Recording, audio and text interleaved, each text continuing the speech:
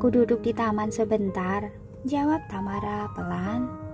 Orang harus sadar identitas diri sendiri. Maggie mengisyaratkan dengan sengaja. Apa yang seharusnya menjadi milikmu adalah milikmu, bukan milikmu. Tidak ada gunanya memikirkannya. Iya, Tamara menundukkan kepalanya merendah, tapi berpikir dalam hati, dia sudah menjadi milikku. Ini baru benar. Cepat dandanin aku akan menemui Duke. Maggie mengira Tamara sudah menerima takdirnya. Dengan seringai mengejek penuh kemenangan terlihat di bibirnya. Tracy terbangun dengan linglung, merasa kepalanya seberat timah dan tubuhnya terasa sakit di mana-mana. Dia menutupi dahinya dan berbalik, merasa seperti ada seseorang di sampingnya. Dia tertegun, tiba-tiba membuka matanya dengan kabur dan sepertinya benar-benar ada seseorang. Dia kira dia sedang bermimpi, jadi berkedip keras dan melihat lebih dekat. Benar-benar ada orang. Hah? Tracy menjerit ngeri, lalu berbalik dan duduk. Baru saat itulah dia menyadari bahwa dia tidak mengenakan apa-apa. Dia buru-buru membungkus tubuhnya dengan selimut dan dengan hati-hati mengingat apa yang terjadi tadi malam. Duke terbangun, berbalik dan melihat Tracy. Dia tertegun sejenak, lalu dia mengangkat selimut dan melihat tubuhnya yang telanjang, lalu mengingat apa yang terjadi tadi malam. Tiba-tiba senyum gembira muncul di wajah Duke. Dia mengulur tangan dan memeluk Tracy. Tracy, akhirnya kita... Tidak mungkin, sama sekali tidak mungkin. Tracy segera menghindarinya, menggelengkan kepalanya dengan panik. Ini pasti salah paham. Bagaimana mungkin salah paham? Duke menjadi cemas. Tadi malam kita begitu kasmaran. Kamu memelukku erat dan terus menciumku. Aku tidak, ini tidak benar. Tracy buru-buru memotongnya. Ini pasti salah, pasti salah. Aku tidak. Duke meminta maaf dengan cemas. Tracy, aku tahu aku salah. Kita minum terlalu banyak tadi malam. Aku tidak terlalu lembut dan aku tidak tahu bagaimana perasaanmu.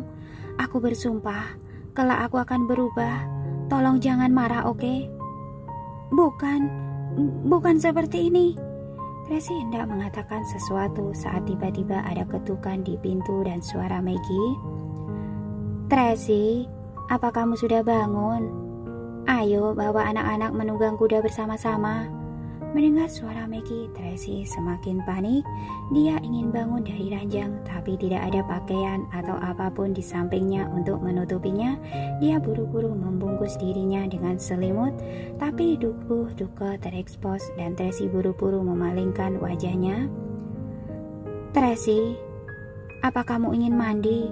Aku akan mengambilkanmu handuk mandi. Duke bertanya dengan marah. Shh. Tracy ingin dia diam, tapi pada saat ini Maggie tiba-tiba berkata, Hei, kenapa aku mendengar suara Duke? Segera dia mulai mengetuk pintu. Duke, apa kamu di dalam? Ibu, aku... Diam. Tracy marah setengah mati. Benar-benar ada di dalam ya? Maggie langsung mendorong pintu. Aku masuk ya. Ayo, hari ini kita pergi sama-sama. Kata-kata Maggie terhenti tiba-tiba saat dia melihat pemandangan berantakan di depannya. Dia terbelalak karena terkejut. Wajahnya penuh dengan ketidakpercayaan. Kamu... Pada saat ini pelayan yang mengikutinya juga melihat pemandangan di kamar, termasuk Tamara. Mereka menutup mulut mereka satu persatu dengan ekspresi terkejut di wajah mereka, lalu berbisik. Tracy memejamkan mata. Saat ini dia hanya ingin mencari lubang di lantai, lalu masuk ke dalamnya. Apa yang ibu lakukan? Keluar! Duke buru-buru menutupi tubuh Tracy dengan selimut. Maaf. Maggie buru-buru membawa orang-orang pergi dan memerintahkan mereka untuk menutup pintu. Di belakang mereka, Naomi dan Paula yang baru saja datang juga melihat mereka. Mereka berdua tercengang dan terpana. Dan ada sosok tinggi yang berada di belakang mereka. Dia adalah Daniel Wellens. Saat menelpon tadi malam, Daniel sudah di atas pesawat khusus. Dia ingin memberitahu Tracy bahwa dia tiba pagi-pagi sekali dan dia ingin berbicara dengannya. Tapi telepon ditutup oleh Duke. Meskipun dia tidak senang saat itu, tapi dia tidak mempermasalahkannya. Karena dia percaya bahwa Tracy bisa dipercaya. Dia juga yakin Tracy masih punya perasaan terhadapnya di dalam hatinya dan tidak akan sembarangan melakukan apapun dengan pria lain. Namun saat dia tiba di Taman Boardwalk pagi ini, dia benar-benar melihat kejutan besar. Meskipun dia tidak memasuki kamar masih 2 meter dari pintu, namun sosoknya yang tinggi memungkinkannya untuk melihat langsung dari atas kepala para pelayan wanita ini dan melihat semua yang ada di dalam kamar. Dia dengan jelas melihat Tracy dan Duke berbaring di ranjang dengan telanjang dan kamarnya berantakan. Semua ini seperti sudah menjelaskan apa yang terjadi tadi malam.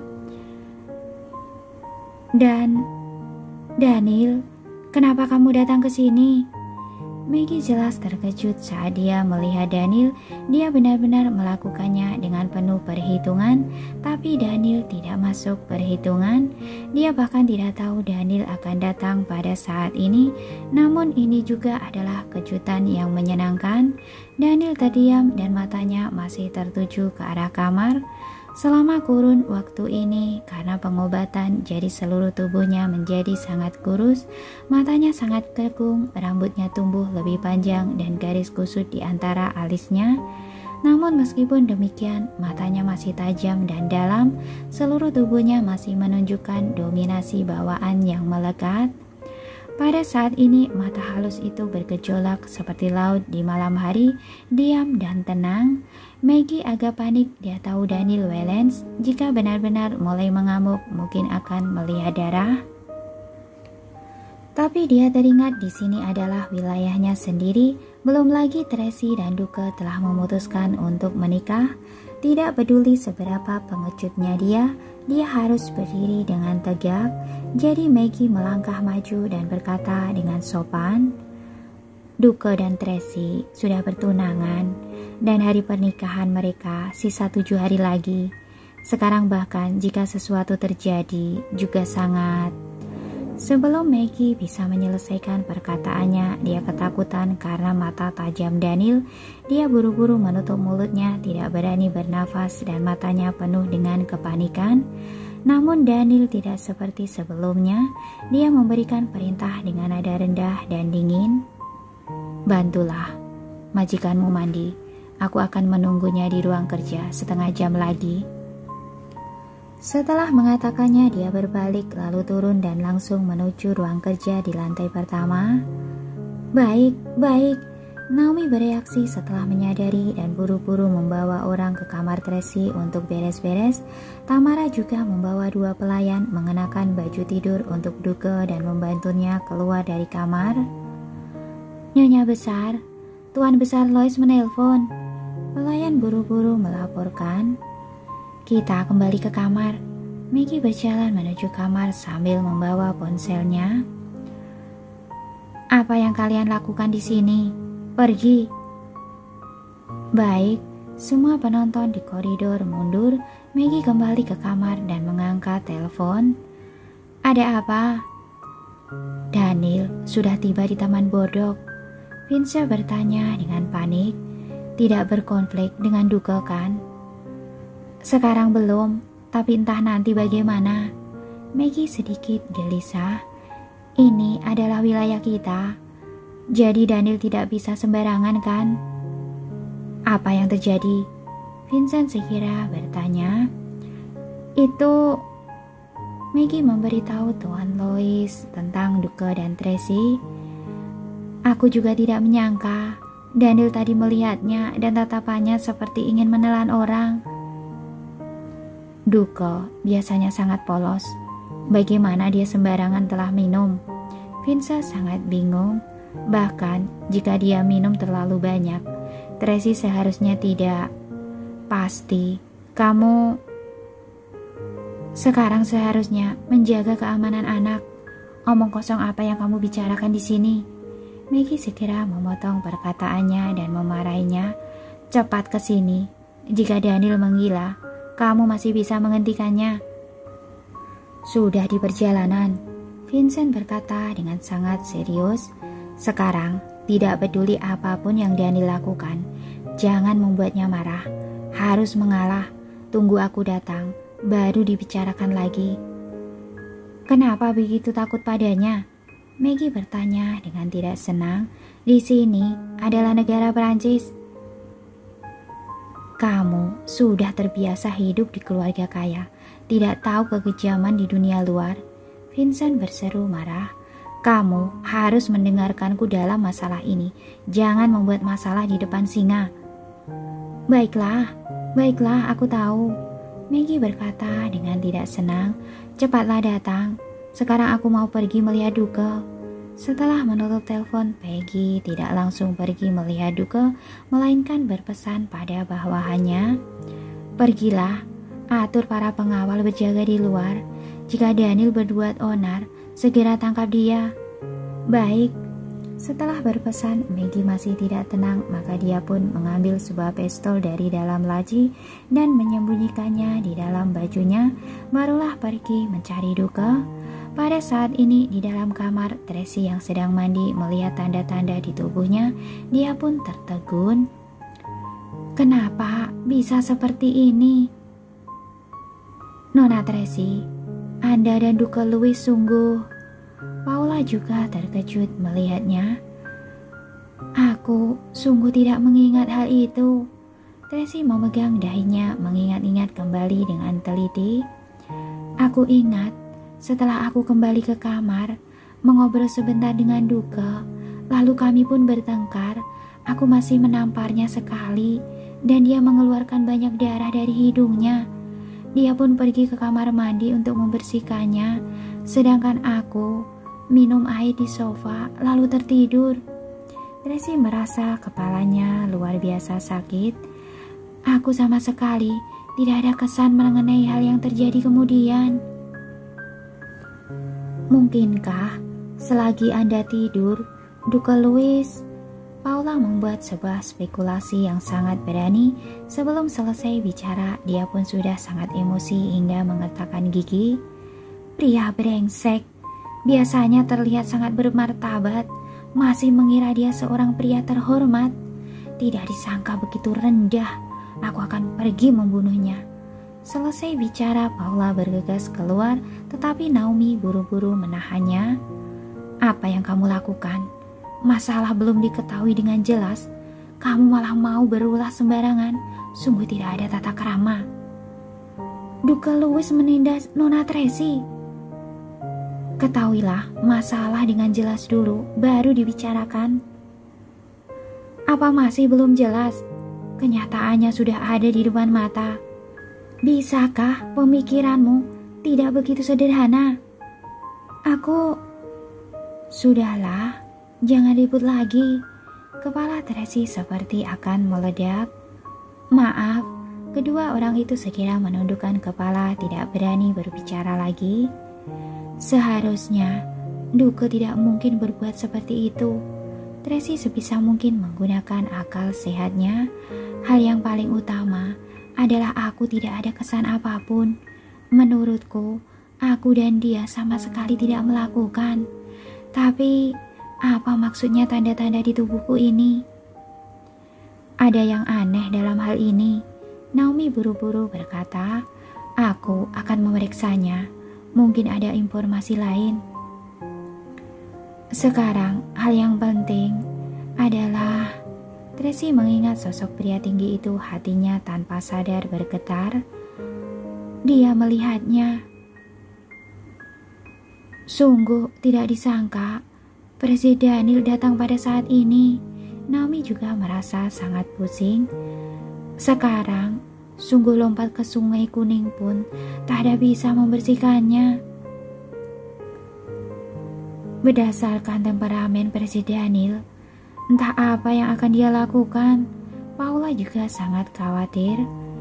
Kalian keluarlah dulu, lihat anak-anak. Tracy tetap paling mengkhawatirkan anak-anak. Jangan sampai mereka mengetahui masalah ini, bahwa Carla, serta ketiga anak yang lain pergi ke peternakan.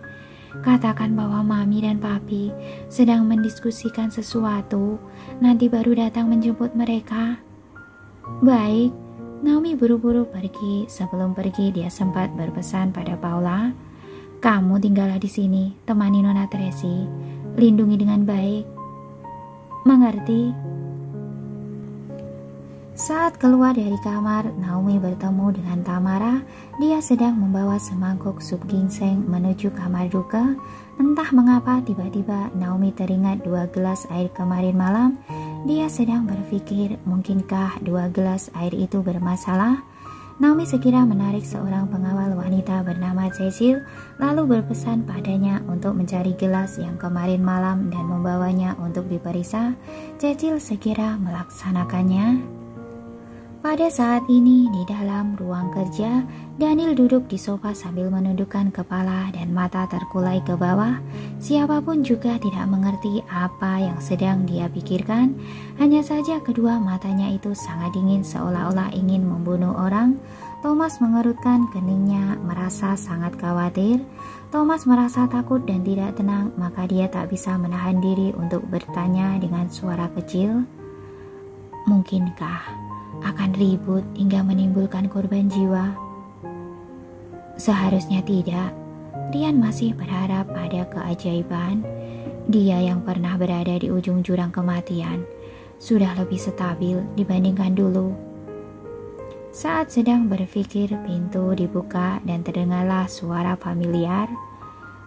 "Daniel." Itu duka, dia takut Daniel akan mempersulit Tracy, maka dia datang untuk mencari Daniel lebih dulu. Suara duka bergetar dengan langkah kaki yang sangat tegang dan tidak tenang. Dia berjalan menghampiri dengan hati-hati. Daniel perlahan-lahan mendongakkan kepalanya, menatap duka dengan dingin. Tatapan mata ini seperti seekor singa yang sedang memperhatikan mangsanya dengan teliti. "Itu, di mana Carlos?" Duka mendekatkan diri melalui hubungan perasaan. Carlos dan Carla sangat merindukannya, terus-menerus mengungkitnya. Daniel tidak bicara, tetap menatap Duka dengan tatapan setajam pisau. Tangannya yang diletakkan di atas paha perlahan-lahan mengepal dengan kuat. "Berhubung sudah datang, tinggallah lebih lama beberapa hari." Duka masih berusaha mendekatkan diri, mencoba menggunakan cara ini untuk mencairkan suasana yang dingin ini. "Biarkan anak-anak berkumpul. Mereka adalah anak-anakku." Akhirnya Daniel berbicara, suaranya rendah tetapi membawa nada mendominasi yang tak bisa ditentang. "Kamu tidak punya hak untuk mengatur mereka." "Bukan, maksudku adalah..." "Sudah cukup." Daniel memotong perkataan Duka. "Sebaiknya kamu jelaskan kejadian kemarin malam padaku." "Oh." Duka tanpa sadar melakukan seperti yang disuruh. Dengan patuh dia duduk di sofa menghadap Daniel lalu mulai menjelaskan. "Kemarin malam ada pertunjukan sulap. Aku dan Tracy minum terlalu banyak." Bicara sampai setengah, tiba-tiba dia berhenti lalu segera mengubah ucapannya. "Tidak, kenapa aku harus menjelaskan padamu?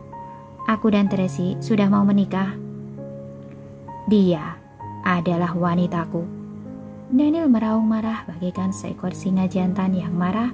Duka sangat terkejut. Dia menatap Daniel dengan mata terbelalak, tidak berani berbicara. "Perkataanmu ini tidak benar." Maggie membuka pintu dan berjalan masuk lalu membela Duka. "Meskipun dulu kamu dan Tracy pernah bersama, tapi itu adalah hal yang sudah berlalu. Sejak awal rencana pernikahan Duka dan Tracy sudah diumumkan pada publik 2 bulan yang lalu. Bahkan Tracy sendiri yang mengumumkannya di acara jumpa pers. 7 hari lagi adalah hari pernikahan mereka."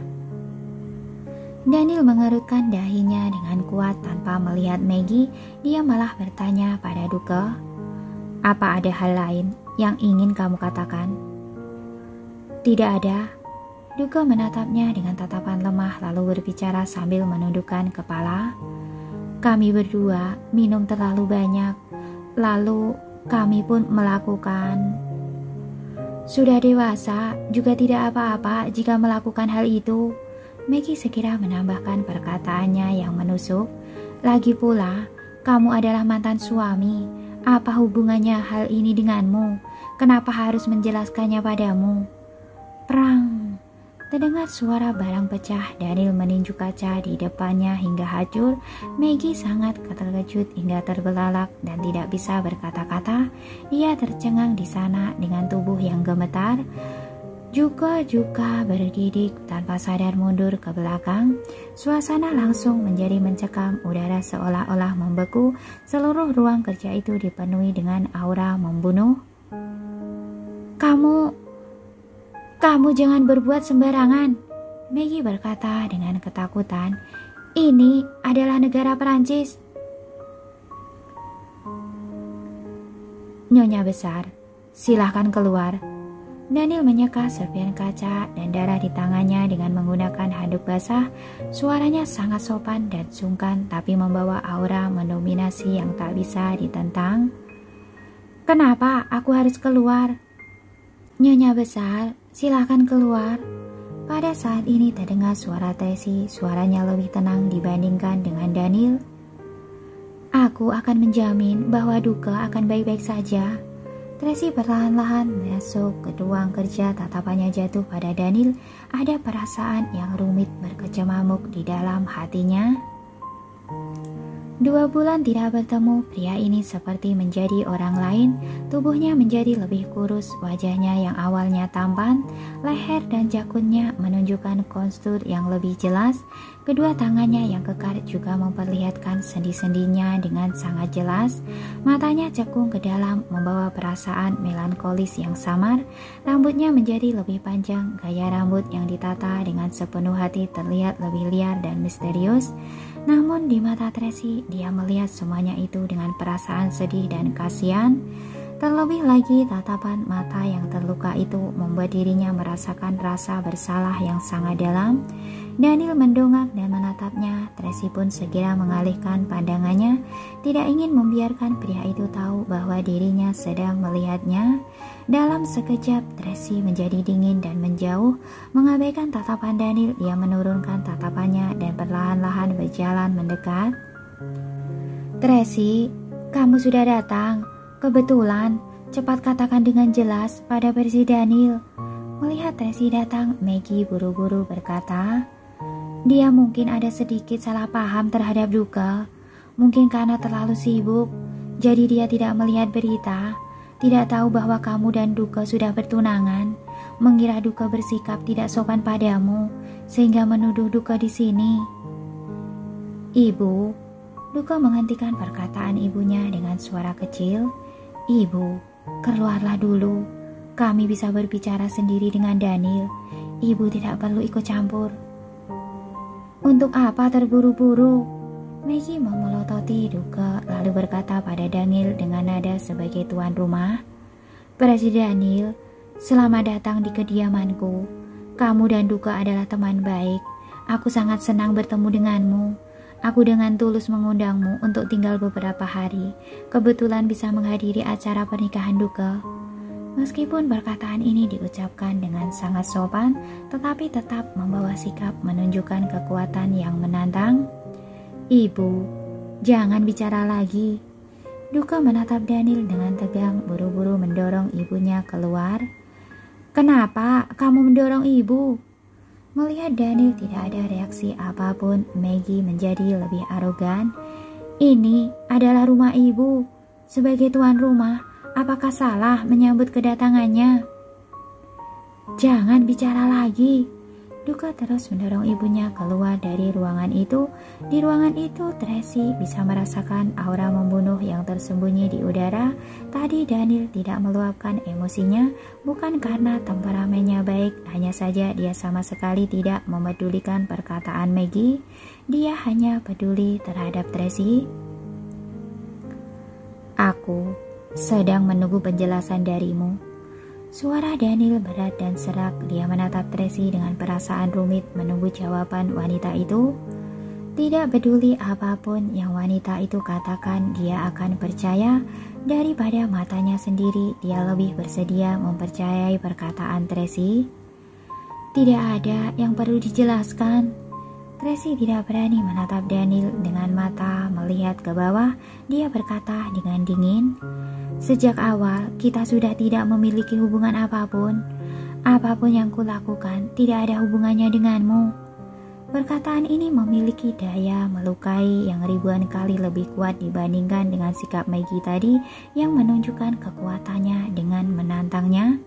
Tidak peduli apapun orang luar katakan, Daniel bisa tidak peduli, tetapi Tracy berbeda. Setiap perkataan dari wanita ini bagaikan sebilah pisau yang menusuk hatinya. Jadi, Daniel perlahan-lahan membuka mulut bertanya dengan mengucapkan satu perkata. "Kemarin malam, kamu dan Duke sungguh..." Perkataan di bagian belakang tidak sanggup diucapkannya. Gambaran yang terlintas di benaknya sudah cukup untuk membuat jantungnya sakit hingga kehabisan nafas.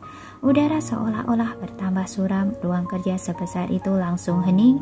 Tracy menundukkan kepalanya. Kedua tangannya memegang roknya dengan erat karena tegang. Hatinya sangat kacau, tidak tahu bagaimana harus menjawab pertanyaan Daniel. Dia sangat ingin bilang tidak, tapi dia sendiri tidak berani memastikan sebenarnya terjadi sesuatu atau tidak.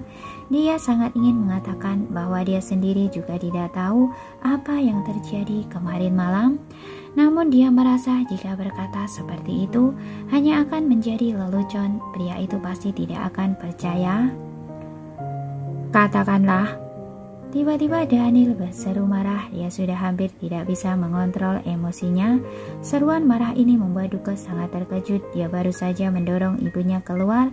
Saat bersiap kembali, dia pun langsung bergidik mendengar suara ini. "Duke." Maggie buru-buru menyelipkan sesuatu ke tangannya. "Lindungilah dirimu dengan baik." Kemudian dia pun pergi.